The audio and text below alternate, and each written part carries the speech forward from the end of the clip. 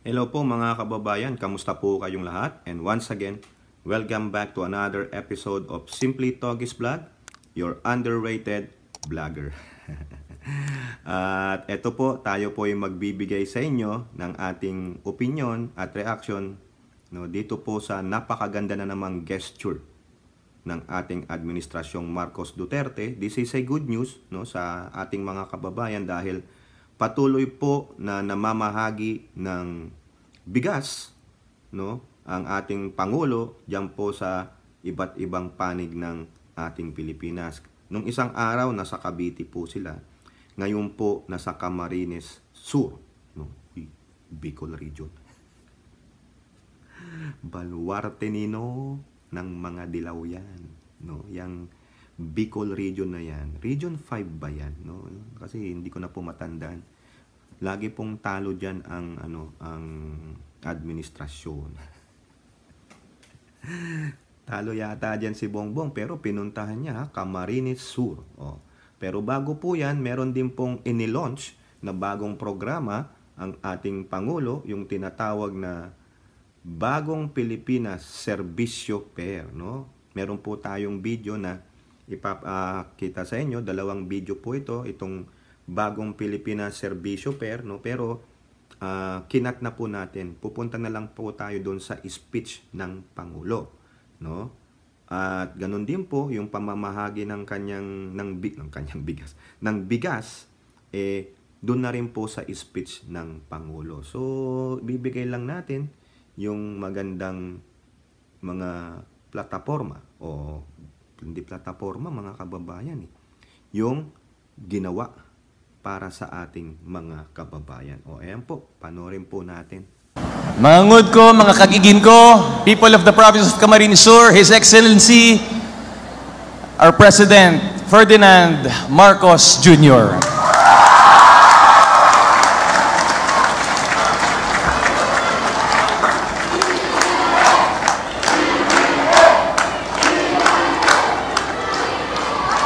Maraming salamat sa inyong lahat sa pagpakilala sa akin at sa napakainit naman na salubong. Hindi ko akalain na ganito ang magiging salubong ko dito sa Nabwa. At kaya naman ako'y natutuwa na dito ang aming pinili para i-launch, para ilabas ang ating proyekto, programa na Bagong Pilipinas. Isang maganda, malusog at mapagpalang umaga po sa inyong lahat.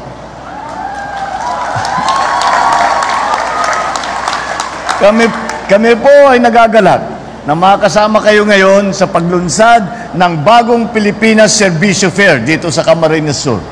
Kasabay din po nating nagdiriwang sa araw na ito ang mga tiga Ilocos Norte, tiga Davao del Oro at Leyte dahil kasalukuyan din sila at nagsasagawa ng sa kanilang mga lalawigan ang Bagong Pilipinas Serbisyo Fair tulad nito. Makikita po ninyo hindi nakikita ng mga tao. Pero meron tayong live stream po tungkol doon sa mga iba't ibang lugar para sabay-sabay ang ating pagdiriwang ng paglunsad ng Bagong Pilipinas. Ang programang ito ay isa lamang sa mga unang hakbangin na pamahalaan upang magkaroon ng bagong pag-asa at bagong simula ang mga Pilipino. Magkakahiwalay man ang ating mga isla, pinagbubuklod-buklod naman tayo ng isang diwa at isang pangarap, isang bagong Pilipinas para sa bagong Pilipino.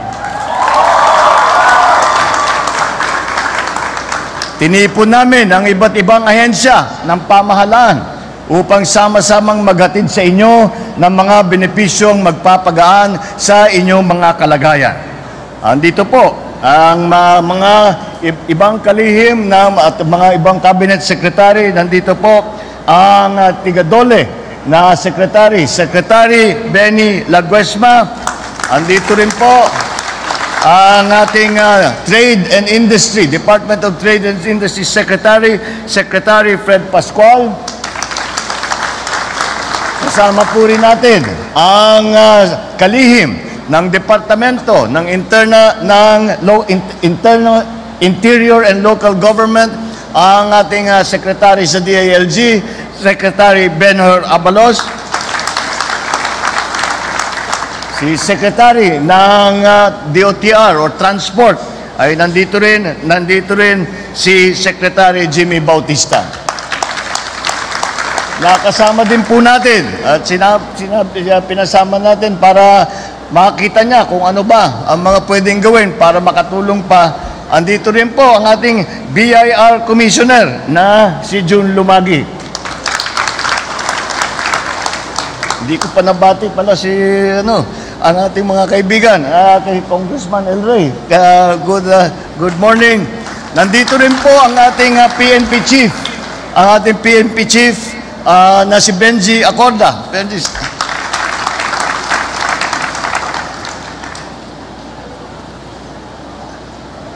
Nandito binabasa ko yung mga greetings dito. Sabi ko parang Ilocos Norte ito, pare-pareho ang pangalan. Governor Luigi, Congressman Migs, na dating gobernador ninyo, yung mga beneficiaries ng Bagong Pilipinas Servicio Fair, mga kapwa kong kawani sa pamahalaan, at kayong lahat na mga tiga-Nabwa at lahat ng hanggang sa iba't ibang lugar kung saan tayo ay nagbubukas ng Bagong Pilipinas na programa. Magandang umaga po sa inyong lahat.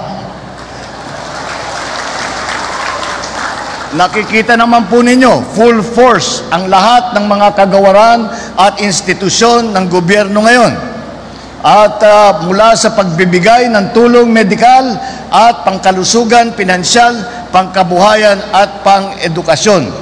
Andito rin po ang ating chairman, si Popoy de Vera.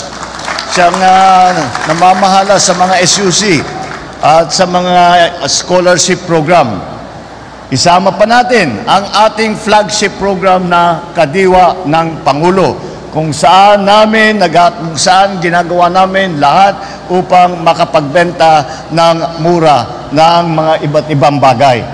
Narito rin po ang Passport on Wheels, driver's license, registration assistance, national ID, NBI, police clearance. Lahat ito ay pwedeng mag-apply dito upang hindi na ninyo kailangan pang lumayo para magkaroon ng mga ito. Marahil dito na rin ninyo matatagpuan ang inyong pag-ibig. Baka po iba ang iniisip nyo, ang tinutukoy ko po ay ang application para sa inyong pangarap na murang pabahay. Ilan lamang po itong mga ito sa maaari ninyong i-avail sa araw na ito. Maliban po sa Servicio Fair, namahagi din po tayo ng ilang mga ayuda upang matulungan ang mga magsasaka. Nagbigay po ang DA, the Philippine Coconut Authority, PhilMec at National Dairy Authority ng mga traktor, harvester, truck, pangkarga at iba pang kagamitan pangsakahan. Hindi rin po natin nakakalimutan ang ating mga mangingisda dahil ang BIFAR ay namigay rin ng mga fish cage package at ilang bangkang dimotor. Namigay din po ang DOH ng mga wheelchair na maaaring magamit ng ating mga senior citizen at mga may sakit. Alam po namin na marami tayong iniindang na hirap sa panahong ito. Kung kaya't sana ay makatulong ito sa inyong nalubos. Bago po ako magtapos, nais ko pong magpasalamat sa mainit ninyong pagtanggap sa akin dito sa Kamsur. Asahan po ninyo na patuloy naming pagbubutihin ang aming paglilingkod sa bayan. Iisa po ang ating hangarin na maisulong ang bagong Pilipinas na maipagmamalaki nating ipamana sa ating mga anak at sa mga susunod na henerasyon. Sa tulong ninyo, mapagtatagumpayan natin ang anumang mga hamon sa buhay. Basta't nagkakaisa, walang pagsubok o kahirapan ang hindi nating kakayanin. Muli, maraming salamat at maligayang pagdating sa bagong Pilipinas.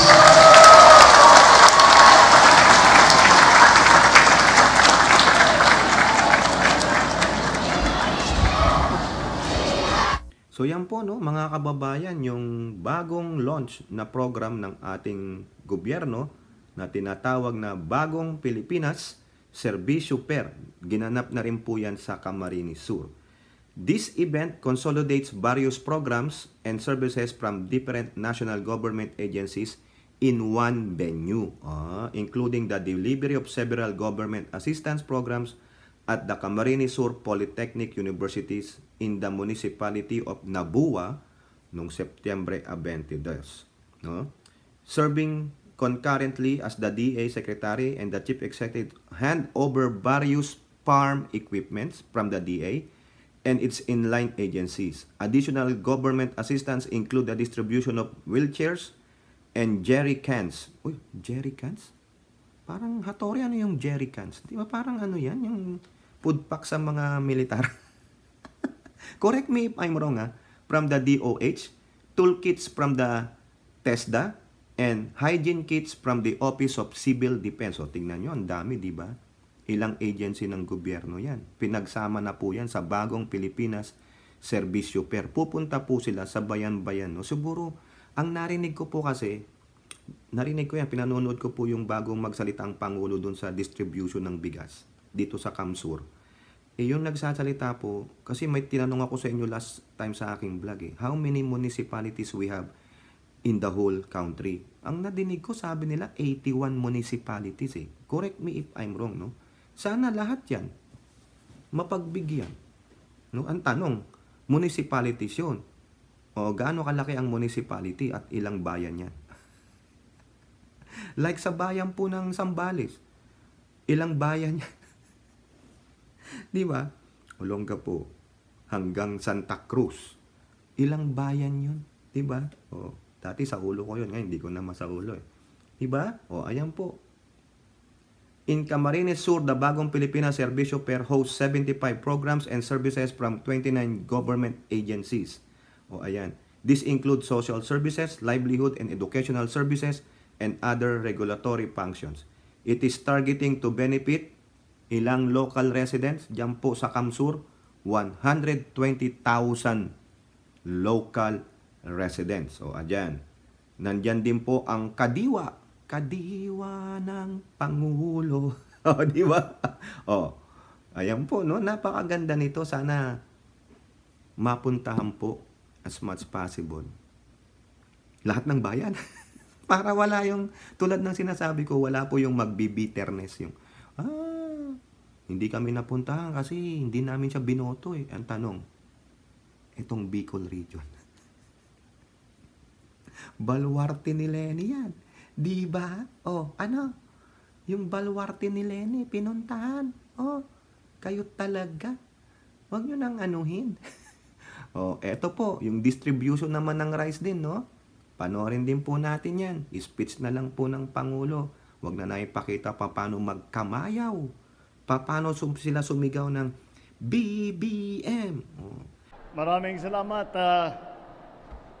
sa ating butihing gobernador, ama ng probinsya, ang ating Gov Migs Villafuerte, at ang ating dalawang congressman, Congressman El Rey, na nagsasabi nga, nag-uusap kami kanina habang nagsasalita si Gov, sabi namin pwede na tayo mag-retire. Kaya na nila itong trabaho na ito. Pero habang nandito pa kami, tuloy-tuloy pa rin ang aming gagawin. Tuloy, kasama si Kong Luigi. At sila'y magkasama ngayon ng aking anak sa Kongreso. At lahat ng mga kinakailangan natin para pagandahin ang buhay ng bawat Pilipino ay dinadala rin namin sa Kongreso upang matulungan tayo sa mga iba't ibang batas. Nandito rin po ang ating mga kalihim ng iba't ibang departamento. Nandito po ang Secretary ng DOLE, Secretary Benny Laguesma. Andito rin po ang ating Secretary ng Trade and Industry, Secretary Fred Pascual. Andyan din po ang Secretary ng DILG, Secretary Benhur Abalos. Nandito rin ang Department of Transportation, ng ating kalihim na si Secretary Jimmy Bautista. Andito rin po, sinama po natin dahil po doon sa yung ibinabalita sa inyo ni Governor, yun po ang aming bagong programa. At yung programa na yan, ang tawag namin ay ang Bagong Pilipinas. Dahil kailangan natin baguhin ang Pilipinas para makaharap tayo sa mga darating na panahon, para maharap natin ang pagbabago sa mundo ngayon. Dahil marami pong pagbabago, kailangan ang Pilipinas magbago din. Kaya yan po ang aming programa. At kasama po doon ay ang education. Kaya nandito rin po ang ating chairman, Popoy de Vera. Ang alkalde ng lungsod ng Iriga ay si Mayor Wilfredo Rex Oliva. Alam niyo po, pinapaalala po sa akin na noong 1965, napunta na pala dito ang aking ama at bumisita sa inyo habang nagkakampanya siya noon para maging presidente. At bumalik siya noong 1968 para gawing city ang Iriga. Dati hindi pa city yan. So 1968. Mula noon, wala nang dumating na Pangulo. Kaya't Marcos lang ang bumibisita sa inyo na Pangulo. Hindi, malapit kayo sa puso namin. Kaya naman, nandito naman po kami. Ito po yung binuksan po natin doon sa 4 na lugar. Dahil sa Nabua kami, tapos dito ngayon sa Leyte, sa Ilocos Norte, at saka sa Davao, ay ito yung bagong programa ng pamahalaan. At kung titingnan po ninyo ang nangyari doon sa ibang lugar, ang nangyari ay nagtayo po tayo ng mga pagtulong sa iba't ibang bagay, hindi lamang sa agrikultura, hindi lamang sa mga magsasaka, kung hindi, nandyan na rin po, naglagay na tayo ng extension parang desk para sa mga NBI clearance, para sa lisensya, para sa passport, lahat po ng mga pangangailangan ay nandyan na at hindi na kayo kailangan lumayo pa sa inyong pinanggagalingan.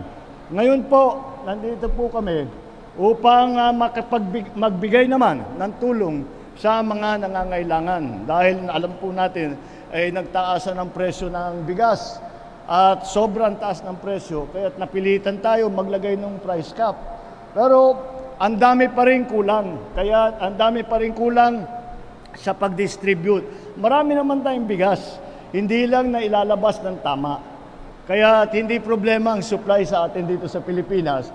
Ay sabi ng Department of Agriculture ay mas malaki ang ani natin ngayong taon na ito kesa sa nakaraan. Kaya sa production side naman ay nagiging maayos.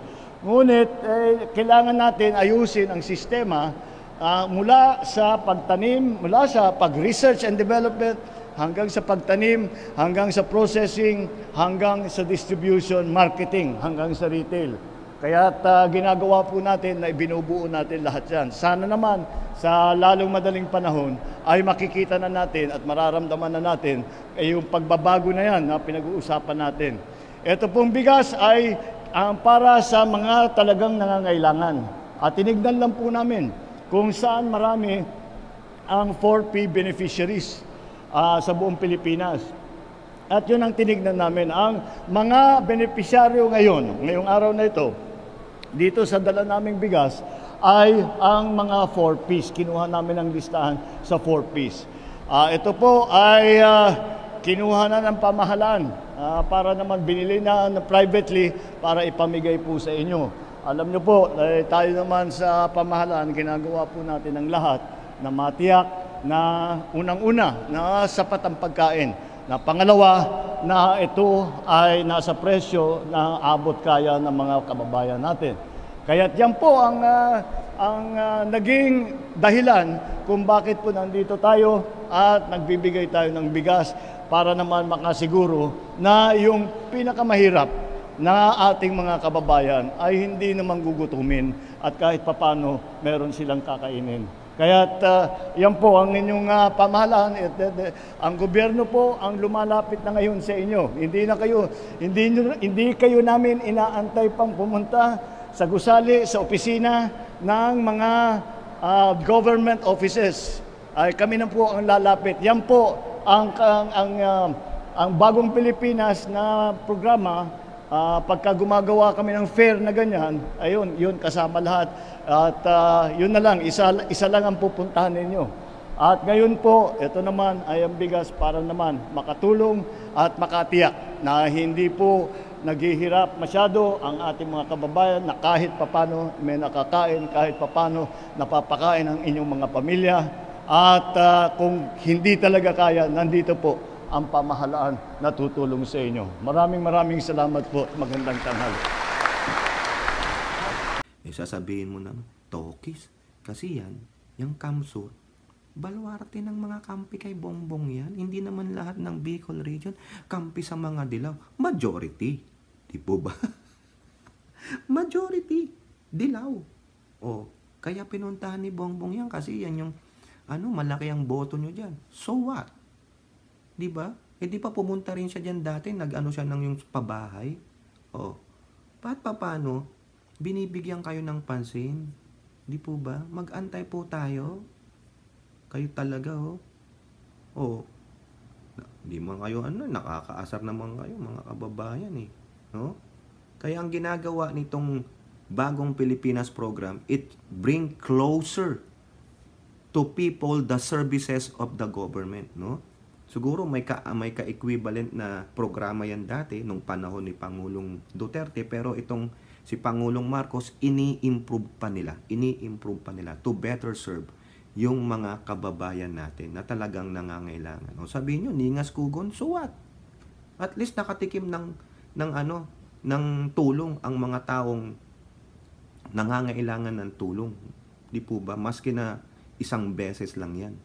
Kayo talagang sama naman ng itong mga dilaw na to. Makikita nyo sa mga kanilang social media, lalo na sa X. Wala. Binabatikos pa rin. Walang kwenta yan. Pera naman ng taong bayan. Ano pa, di ba? At least yung pera ng taong bayan na taxes, ginagamit para din sa kapakanan ng mga mahihirap. Ano gusto nyo? Para sa mga PhD ninyo? Para sa mga museum ninyong mga walang kwenta? Para ibigay sa mga state universities na kung ginagawa ay kumakalaban sa gobyerno? Ganun po ba? Pagawa kayo ng mga rebulto ng mga idol nyong mga sinungaling? Ganun. Ito pa po ang sabi dito sa Presidential Communications Office. PBBM makes history as first PH president to visit Kamsur, 5th District after 55 years. Ganun pala.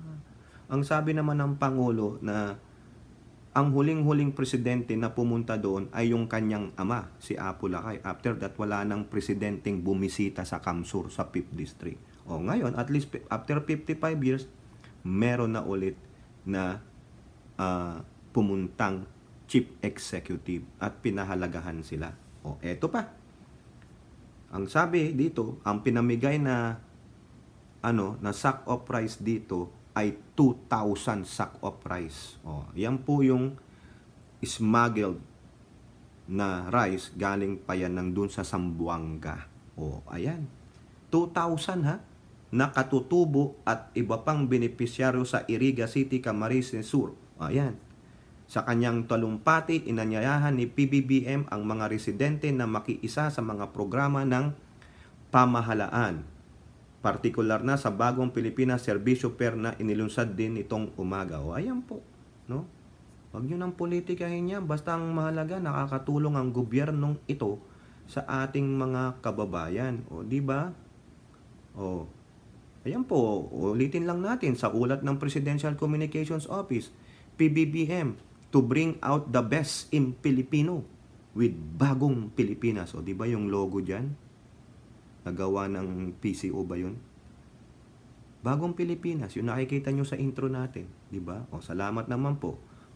Ang Bagong Pilipinas ay sinasabi natin, yun na mga kagaya ng nabanggit ko sa aking salita ay sinabi ko, ay ang mundo nagbago na. kailangan natin magbago rin. O tama, magbago na kayong mga dilaw.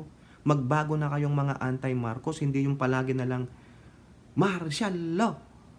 Magnanakaw ang Marcos. Mamamatay tao Duterte. Ganon. Magbago na kayo.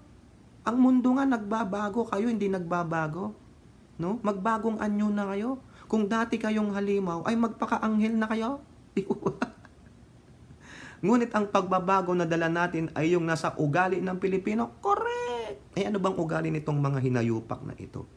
Yung ugali nung nandun, amo nila sa ilalim ng lupa.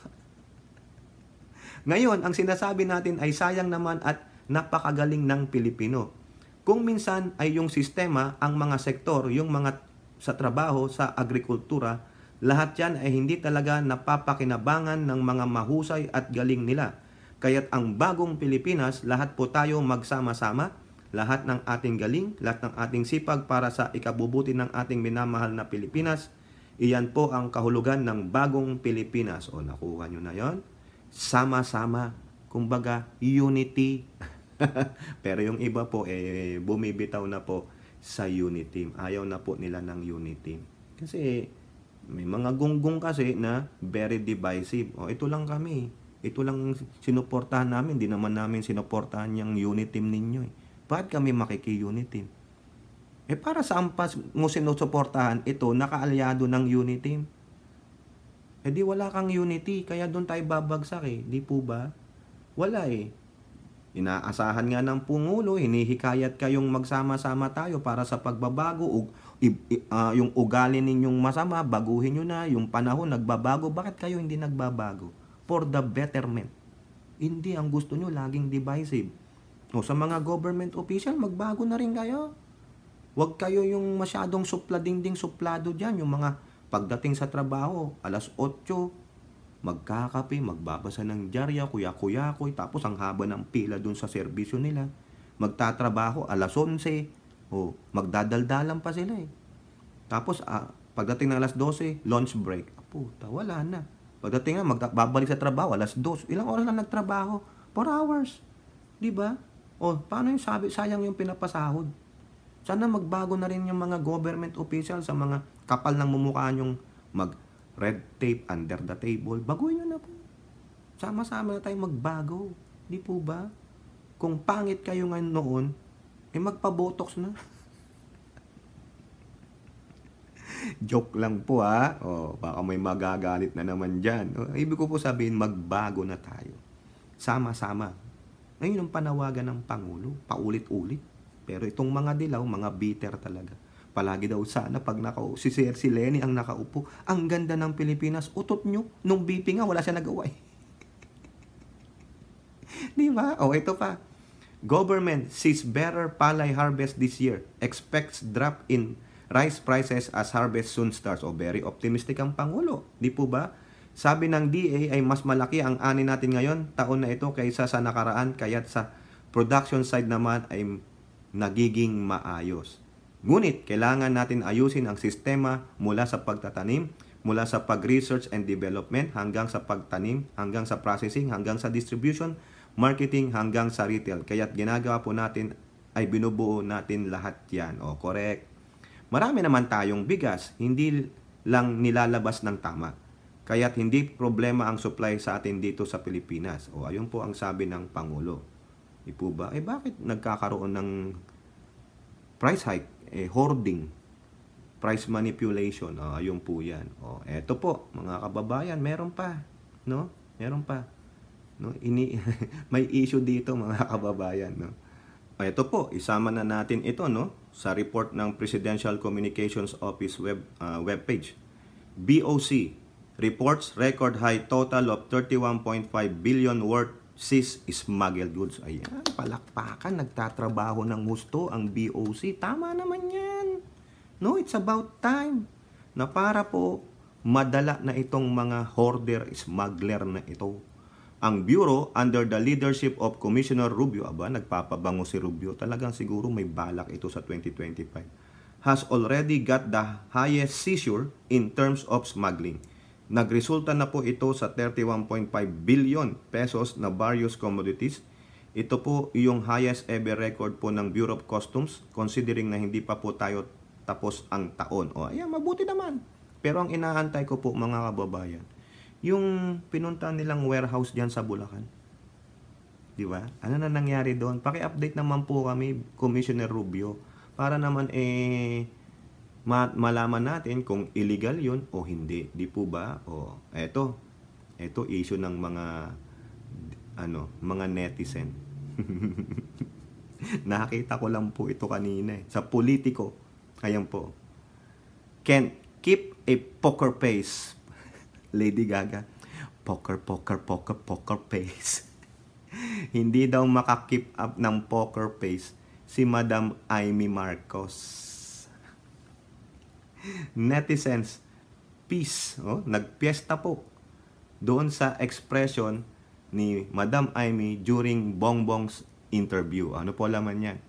Senator Amy Marcos is trending on social media for her comical facial expression. Yung comical, nakakatawa na facial expressions while members of the media were interviewing her brother, si Ferdinand Marcos Jr. daw po.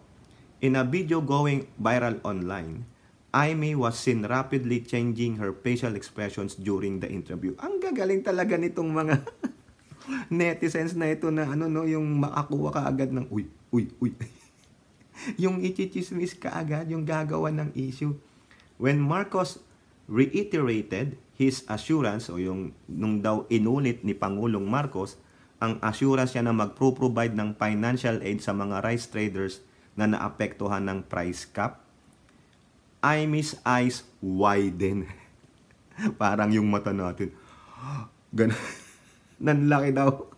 Tignan nyo yung expression ng mukha ni Madam Amy. She then rolled her eyes. Nagmaldita.